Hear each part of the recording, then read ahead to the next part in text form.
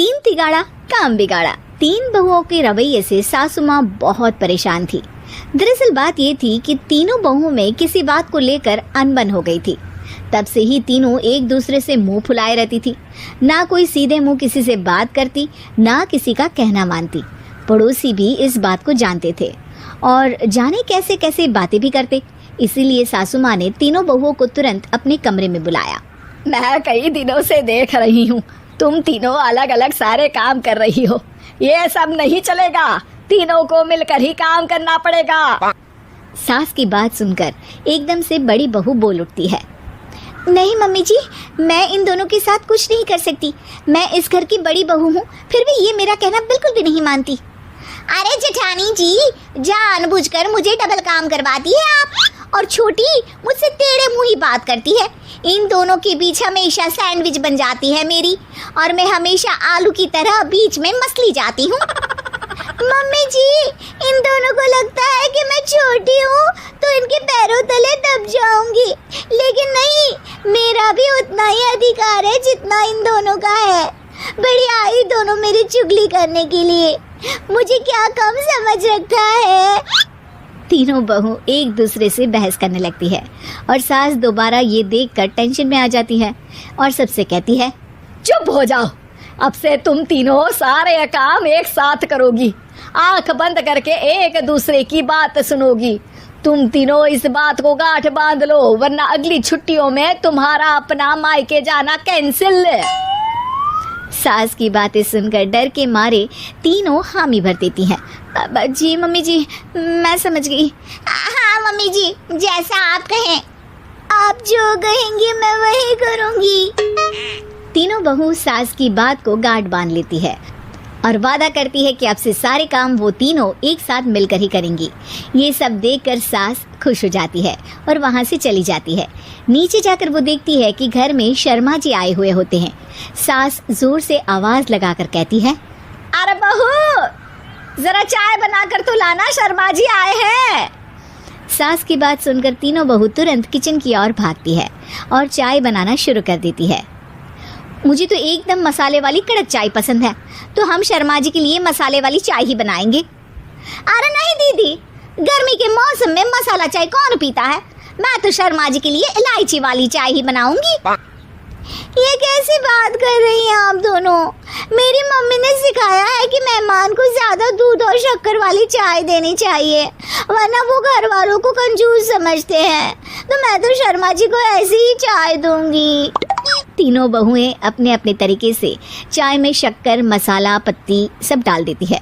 उबलने के बाद तीनों मिलकर चाय बाहर लेकर जाती है और शर्मा जी और सासू माँ को देती हैं। चाय पीने के बाद शर्मा जी सासू माँ को देखकर शर्मा जाते हैं और शर्मिंदा महसूस करते हैं कि आखिर उन्होंने चाय पीने के लिए हामी क्यों भरी। सासू माँ भी चाय पीना शुरू करती है और कहती हैं, अरे बहू, ये कैसी चाय बनाई है? चाय है या मीठे दूध की बासुंदी? हाँ, चाय अच्छी नहीं लगी क्या? कोई बात नहीं, हम पराठा बनाकर लाते हैं। चलो चलो अंदर। हाँ चलो। हाँ आती हूँ मैं भी। नहीं नहीं, मेरा पेट चाय ने ही चौपट कर दिया, वही काफी है। पराठे से पोपट नहीं करवाना, मैं तो चलता हूँ। शर्मा जी चुपचाप पतली गली से निकल जाते हैं। अगले दिन सास बहुओं से कहती है, अरे बहू, जाओ जाके ऊपर के गेस्ट हाउस की सफाई कर दो। कल हमारे यहाँ मेरे दूर के रिश्तेदार आने वाले हैं, तो पूरे कमरे को चमका देना, समझी?